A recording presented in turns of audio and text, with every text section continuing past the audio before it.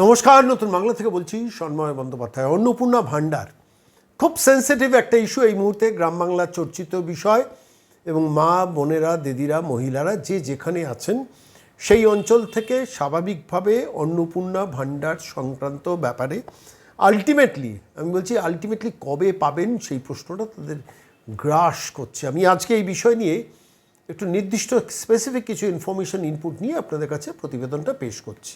দেখুন, অন্নপূর্ণা ভাণ্ডার জুন মাস থেকে শুরু হয়েছে। জুন মাসে প্রথম দফায় বেশ কিছু মানুষকে একসঙ্গে অন্নপূর্ণা ভাণ্ডার রিলিজ করা হয়েছিল নির্দিষ্ট একটি অনুষ্ঠানের মধ্য দিয়ে। পরবর্তীকালে জুলাই মাসের প্রথম সপ্তাহেও অন্নপূর্ণা ভাণ্ডার অনেকে পেয়েছেন, অর্থাৎ মাসে ৩,০০০ টাকা পেয়েছেন যারা ফর্ম ফিল আপ করেছেন। অনেকে আবার জুলাই মাসের তৃতীয় সপ্তাহেও টাকা পেয়েছেন, কিন্তু জুলাই মাসের চতুর্থ সপ্তাহ থেকে কোনো টাকা কারুর অ্যাকাউন্টে ঢোকেনি। তখনই এক্সপেকটেশন ছিল যে আলটিমেটলি কি অগাস্টের প্রথম সপ্তাহে ঢুকবে, প্রশ্নটা ছিল। প্রশ্নের উত্তরটা আপনাদের প্রথমেই ক্লিয়ার করি। এই সপ্তাহর ৭ তারিখের মধ্যে অন্নপূর্ণা ভাণ্ডারের তৃতীয় দফার কিস্তি ঢুকবে মহিলাদের অ্যাকাউন্টে, এটা স্পষ্ট থাক। কিন্তু প্রশ্নটা হচ্ছে কাদের? যারা ফর্ম ফিল আপ করেছে তারা তো অনেকে পাননি, তাহলে কি তারা পাবেন না? তাদের ফর্মটা রিজেক্টেড হয়ে গেছে? কেউ অফলাইনে ফর্ম করেছেন, ফিজিক্যালি ফর্ম ফিল আপ করে লোকাল পুরসভা, পঞ্চায়েত, জেলা পরিষদ, গ্রাম পঞ্চায়েতে দিয়েছেন। কেউ আবার অফলাইনে করার পরও অনলাইনে দিয়েছেন। এবার প্রশ্নটা হচ্ছে, একটা কমন ধারণা ছিল, চলতি ধারণা, যে অনলাইনে ফর্ম ফিল আপ করলে বোধ হয় অন্নপূর্ণা ভাণ্ডারটা আমার বাড়ির মহিলা পেয়ে যাবেন, বা আমি মহিলা হলে আমি পেয়ে যাব। এক। দ্বিতীয়ত হচ্ছে যে পরবর্তীকালে দেখা গেছে অনলাইনেও যারা ফর্ম ফিল আপ করেছেন তারাও অনেকে পাননি। তাহলে কোন ক্রাইটেরিয়াতে পাননি? প্রশ্ন স্বাভাবিকভাবে আমি এই প্রশ্নগুলো নিয়ে সামগ্রিক কিছু তথ্য সংগ্রহ করে আপনাদের কাছে এই প্রতিবেদন পেশ করতে গেলাম। প্রথম দিকে যারা অন্নপূর্ণা ভাণ্ডার ফর্ম ফিল আপ করেছিলেন তাদের বাড়িতে ইন্সপেকশন হয়েছে, অর্থাৎ আপনার দোতলা বাড়ি কিনা, মোজাইক বাড়ি কিনা, আপনার বাড়িতে গাড়ি আছে কিনা, আপনি ফাইন্যান্সিয়ালি কোনো সরকারি কর্মচারী কিনা, মানে ফাইন্যান্সিয়ালি ভালো অবস্থায় আছেন কিনা, আপনি অঙ্গনওয়াড়ি কর্মী কিংবা আপনি আশা কর্মী কিনা। ফলত স্বাভাবিকভাবে আপনার নামটা এর থেকে, অন্নপূর্ণা ভাণ্ডার থেকে নামটা বাদ গেছে। বা প্রথম দিকে তো অনেক অঙ্গনওয়াড়ি কর্মী থেকে আশা কর্মীরা ফর্ম ফিল আপ করেছেন, কিন্তু পরবর্তীকালে সরকার বলে দিয়েছেন যে ৫,০০০ টাকা যাদের ভাতা বাড়ানো হয়েছে তাদের কেন ৩,০০০ টাকা তাদের দেওয়া হবে। যুক্তিসঙ্গত বিষয়, কিন্তু সেটা সরকার আগে বললে বোধহয় কনফিউশনটা তৈরি হতো না। এক। দ্বিতীয়ত হচ্ছে, এবার এই মাস হচ্ছে অগাস্টের তৃতীয় মাস। এই অগাস্টের ৭ তারিখের মধ্যে এই দফার, অর্থাৎ গতবার যারা পেয়েছেন তাদেরও এবার পাওয়ার কথা, এবং যারা গতবার পাননি, যাদের এই গত ১ মাসের মধ্যে ইন্সপেকশন বা প্রসেসটা কমপ্লিট হয়ে গেছে, তাদেরও অ্যাকাউন্টে ৩,০০০ টাকা করে ঢোকার কথা এই অগাস্টের ৭ তারিখের মধ্যে। ফলত এই সপ্তাহটা আপনারা একটু নজরে রাখবেন, প্রত্যেকে অ্যাকাউন্টগুলো চেক করবেন। মেসেজ না এলেও এমনও অনেক হচ্ছে ব্যাংক থেকে মেসেজ আসছে না কিন্তু টাকা ঢুকে যাচ্ছে। আবার এমনও অনেক ক্ষেত্র হয়েছে যেখানে মেসেজ এসেছে কিন্তু টাকা ঢোকেনি। ফলত এখানে টেকনিক্যাল সমস্যাটা ব্যাংকের দিকে, মূলত ব্যাংক মেসেজ পাঠাচ্ছে অথচ টাকাটা আপনার অ্যাকাউন্টে ঢোকাচ্ছে না। আবার ব্যাংক মেসেজ পাঠাচ্ছে না কিন্তু আপনার অ্যাকাউন্টে টাকা ঢুকে যাচ্ছে। আমার পরিচিত বেশ কিছু মানুষের এগুলো হয়েছে, আমি সেই অভিজ্ঞতাটা আপনাদের সঙ্গে শেয়ার করলাম। কিন্তু মনে রাখবেন, ৭ তারিখ ৭ই অগাস্ট পর্যন্ত এই মাসের শুরুর এই অন্নপূর্ণা ভাণ্ডারের টাকা ৩,০০০ টাকা ঢোকার কথা। আরেকটি খুব নির্দিষ্ট তথ্য আপনাদের কাছে পেশ করি। অনেকের ক্ষেত্রে এটা হয়েছে, জুন মাসে যারা পেয়েছেন জুলাই মাসে পাননি। তারা স্বাভাবিকভাবে ক্ষুব্ধ যে জুন মাসে পেলাম, জুলাই মাসে পেলাম না কেন। তাহলে কি, আমি বলছি আশাকর্মী, অঙ্গনওয়াড়ি কর্মী বা সরকারি কর্মচারী নয়, আমি বলছি একদম সাধারণ মানুষ, তারা অনেকে জুনে পেয়েছেন, জুলাইয়ে পাননি। তাহলে কি তাদের স্ক্রিনিংয়ে কোনো জায়গায় আটকে গেছে?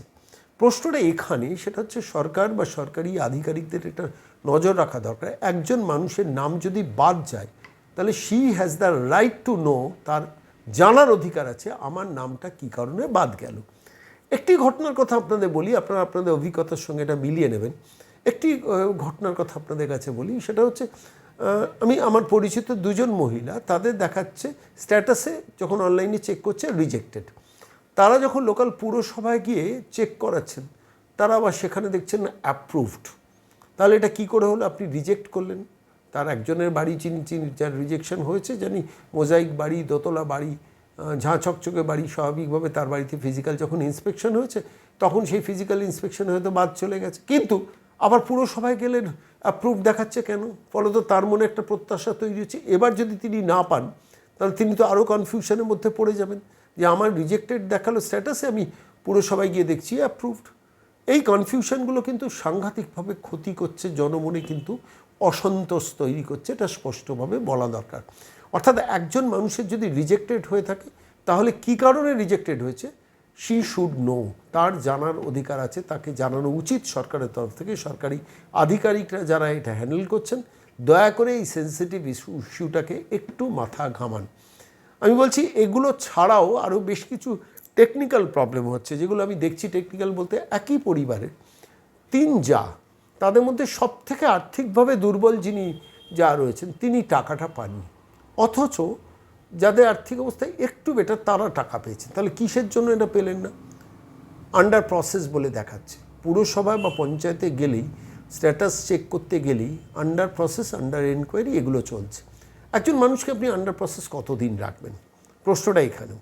সরকার থেকে যদিও বলা হয়েছে 30শে অগাস্ট পর্যন্ত এই ঝাড়াই বাছাইটা চলবে, স্ক্রিনিংটা চলবে। সরকার থেকে এই বক্তব্যটাকে আমি অস্বীকার করছি না, বক্তব্যটা যথাযথ, যে একজন মানুষের তিনি টাকা পাওয়ার যোগ্য কিনা সেটা একটা স্ক্রিনিং করার দরকার আছে। কিন্তু সেই স্ক্রিনিংটা যদি তার অধিকার না থাকে, মানে যিনি বাদ পড়লেন তিনি যদি জানতে না পারেন, এটা কিন্তু বুমেরাং হবে সরকারের পক্ষে। এটা আমার নিজস্ব মনে হয়েছে বলে আমি সরকারের কাছে বলছি, অনুগ্রহ করে প্রত্যেক মানুষকে জানিয়ে দিন কোনো একটা স্ট্যাটাস দিয়ে, মেসেজ দিয়ে, যে এই কারণে আপনার এটা রিজেক্টেড হয়েছে। তা নাহলে কিন্তু তিনি যে ক্ষোভটা পুষে রাখবেন পরবর্তীকালে সরকারের পক্ষে ক্ষতিকারক হবে। আরেকটি জিনিস, আমি রাজ্যের অর্থমন্ত্রী স্বপন দাশগুপ্ত কোনো একটি ইন্টারভিউতে, সম্ভবত ইংরেজি ইন্টারভিউতে, তিনি সেখানে বলছিলেন, যথাযথ যুক্তিসঙ্গতভাবেই বলছিলেন যে দেখুন, যাদের পাওয়ার অধিকার নেই তারাও যদি পেয়ে যান সেটাকে তো আমাদের স্ক্রিনিং করতে হবে। কিন্তু গ্রাউন্ড জিরো লেভেলে কিন্তু স্বপনবাবু অভিজ্ঞতা কিন্তু অন্যরকম। আমি এমন প্রচুর পরিবারের কথা জানি যারা আর্থিকভাবে অত্যন্ত দুর্বল, তারা টাকা পাননি, তাদের বাড়িতে ইন্সপেকশন হয়ে যাওয়ার পরও। আমি জানি না 7ই আগস্টের মধ্যে তারা পাবেন কি না এবারে অন্তত। দ্বিতীয়ত হচ্ছে যে আবার আর্থিকভাবে যথেষ্ট সচ্ছল পরিবার, তাদের অ্যাকাউন্টে টাকা ঢুকে গেছে। ফলত এইটা কিন্তু মানুষের মনে ক্ষোভ, যন্ত্রণা তৈরি করছে। শয়ে মানুষ পাননি। এ ঘটনা ঠিক যে তৃণমূল আমলে যারা লক্ষ্মীর ভাণ্ডার পেতেন কোনো বাদ বিচার করা হতো না। তুমি এসো ভোটের জন্য তোমাকে দিয়ে দিলাম, তোমার আর্থিক অবস্থা ভালো না খারাপ বিচার করলাম না, এটা হওয়া উচিত না। অবশ্যই বিচার হওয়া উচিত, কিন্তু তার একটা সিস্টেম প্রসেস থাকা দরকার। এই সিস্টেম এবং প্রসেসের ক্ষেত্রে আমলাতান্ত্রিকতা ক্ষতি করছে। আমি জানি একটি নির্দিষ্ট পুরসভার কথা বলছি, নাম আপনারা অ্যাসেস করে নিন, যে তাঁরা একটি নির্দিষ্ট ভবনে দুজন মহিলাকে বসিয়ে রেখে দিয়েছেন। কেউ যাচ্ছেন, চেক করে বলছেন আপনার প্রসেসে রয়েছে, আপনার এনকোয়ারিতে রয়েছে। এবার প্রশ্ন হচ্ছে প্রসেস এনকোয়ারি কতদিনে হবে? জুলাই মাসের 2nd, 3rd, 4th উইকে কোনো এনকোয়ারি হয়নি। আমি বহু মানুষকে জিজ্ঞেস করেছি যে আপনার বাড়িতে কি কেউ এনকোয়ারিতে গেছে, আন্ডার এনকোয়ারি লেখা রয়েছে না। আবার আমি পুরসভাগতভাবে শুনেছি, সরকারি লেভেলে শুনেছি, এটা এনআইসি অর্থাৎ ন্যাশনাল ইনফরমেশন সেন্টার, তারা আধার কার্ডের মারফতে চেক করছে, করে বাড়িতে ফোন করছে। এরকম একটি পরিবার শুনেছি যে তিনি 3তলার ফ্ল্যাটে থাকেন, তাকে ফোন করে মানে এই এনআইসি সিস্টেম থেকে জিজ্ঞেস করা হচ্ছে আপনার কি ঘর আছে, কটি ঘর আছে? তিনি বলেছেন 2টি ঘর। ফ্ল্যাট কিছু বলেনি, তার কিন্তু অ্যাকাউন্টে টাকাটা ঢুকে গেছে। ফলত এনআইসি সিস্টেমে এনকোয়ারি হলো, তাহলে ফোন যাচ্ছে না কেন? যদি এনকোয়ারি হয় আন্ডার প্রসেস, এনকোয়ারিতে লেখা রয়েছে, তাহলে ফোনটা যাচ্ছে না কেন? আমি সাম্প্রতিককালে গত 3 সপ্তাহে কোনো মহিলার কাছ থেকে শুনিনি যে তাদের কাছে ফোন যাচ্ছে, ফোনে এনকোয়ারি করা হচ্ছে। এবার এই মানুষটির ধরুন এনকোয়ারি হয়ে গেল এনআইসি সিস্টেমে, তিনি তো জানতেই পারলেন না, তার নামটা বাদ গেল, তিনি তো জানতে পারলেন না। আবার তার হয়ে গেল, তিনি আনন্দে উদ্বেল হলেন, পরের মাসে আবার বন্ধ হলো। যাদের গত মাসে জুন মাসে পেয়েছেন, জুলাই মাসে কেন বন্ধ হলো? আমি জানি অত্যন্ত আর্থিকভাবে দুর্বল পরিবার, জুন মাসে প্রথমে টাকা পেয়ে খুব আনন্দিত, জুলাই মাসে তার টাকা ঢুকলো না। এবার এই স্ট্রাকচারটা নিচের লেভেলে নেই, যেখানে দাঁড়িয়ে এই আপডেট করার কাজগুলো যথাযথ গুরুত্ব দিয়ে হয়। এর মধ্যে ঢুকে গেছে আয়ুষ্মান, এর মধ্যে আবার নতুন করে এখন জনগণনার ব্যাপারটা এসে গেছে। আমি বলছি বার্ধক্য ভাতা, বিধবা ভাতা রয়েছে, আবার পেন্ডিং রয়েছে যুবসাথী। সব মিলিয়ে না আমলাতান্ত্রিকতায় গ্রাসরুট লেভেলে সরকারের এত ভালো প্রজেক্ট একটা ব্যাহত হচ্ছে, বিঘ্নিত হচ্ছে, মানুষের মনে ক্ষোভ যন্ত্রণা বাড়ছে। আমি আজকে এই প্রতিবেদনটা করলাম মূলত মানুষের মনে যেখানে যেখানে সমস্যা, সংকট, ক্ষোভ যন্ত্রণা হচ্ছে। একজন প্রান্তিক গরিব মানুষ, তিনি লোকাল পঞ্চায়েতে গেলেন, গিয়ে বললেন আমি তো ফর্ম ফিল আপ করেছি, এখনো হয়নি। তাকে বলল আপনার এনকোয়ারি হবে। তিনি জুন মাসের পরে জুনে টাকা পাননি, জুলাইয়েও এই কথাটা শুনলেন এনকোয়ারি হবে।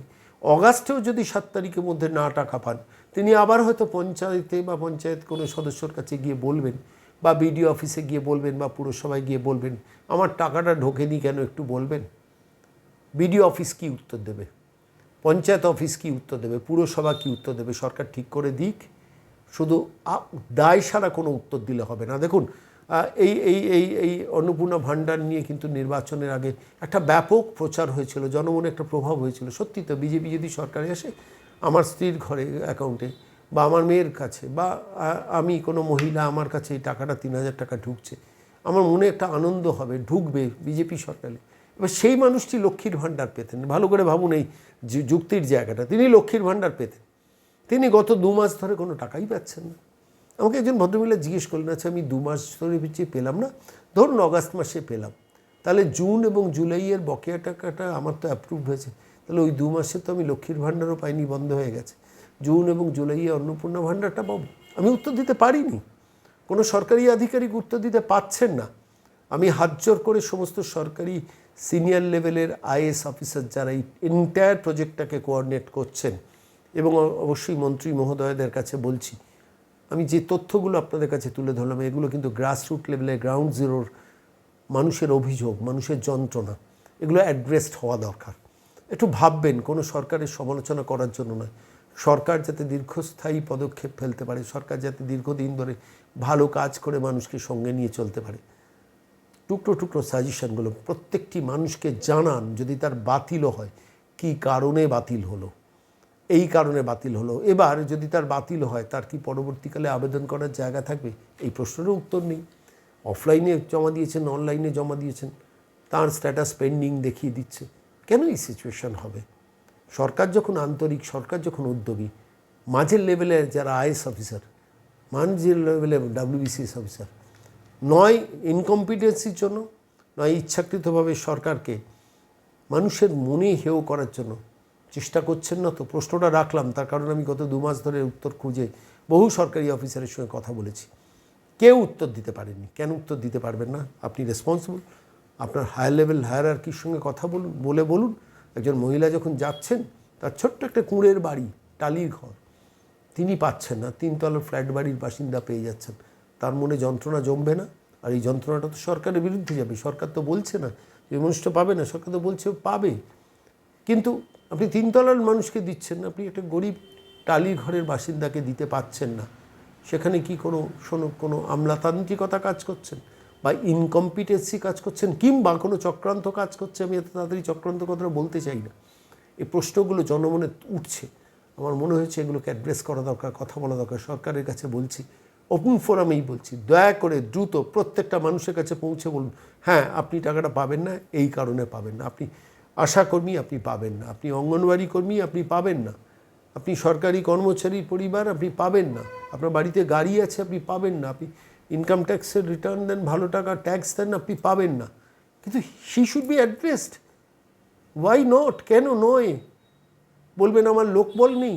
তো যদি লোকবল না থাকে, আপনি 100 জন করে করুন। যদি আপনার 1000টা কাজ একসঙ্গে না করতে পারেন, 100 জনকে বলুন যে দিস ইজ হোয়াট হ্যাপনিং, এখানে সমস্যা। আমি মাননীয় মন্ত্রীদের কাছে বলছি, এই ডিপার্টমেন্টের যারা মন্ত্রী, ভেবে দেখবেন যা বললাম, এটা কোনো সমালোচনা করার জন্য না, সরকারের স্বার্থে এভাবেই পুরো ব্যাপারটাকে অ্যাড্রেস করা দরকার। প্রত্যেকটা এলাকায়, ধরুন একটা পঞ্চায়েতে 2000 লোকের পাওয়ার কথা, তার মধ্যে পাচ্ছেন 300 লোক। এবার এই যে 1700 লোকের ক্ষোভ তো যন্ত্রণা জমছে, তাদের মধ্যে বলবেন আমি এই মাসে দিলাম, একটু অপেক্ষা করুন না। কিন্তু তারা তো মাসে মাসে লক্ষ্মীর ভাণ্ডারটা পেতেন, ফলে তো তাদের ওই 1000 টাকায় তো একটু ওষুধের বিলের টাকা মেটানো হতো, হয়তো গ্যাসের সিলিন্ডারের টাকাটা মিটত। বাট তার যে অসুবিধাটা বুঝতে হবে সরকারকে, বুঝতে হবে আমলাদের, এবং অবশ্যই এই দপ্তরে যারা মন্ত্রী আছেন, খোলা মনে যে প্রশ্নগুলো তুললাম ভাববেন।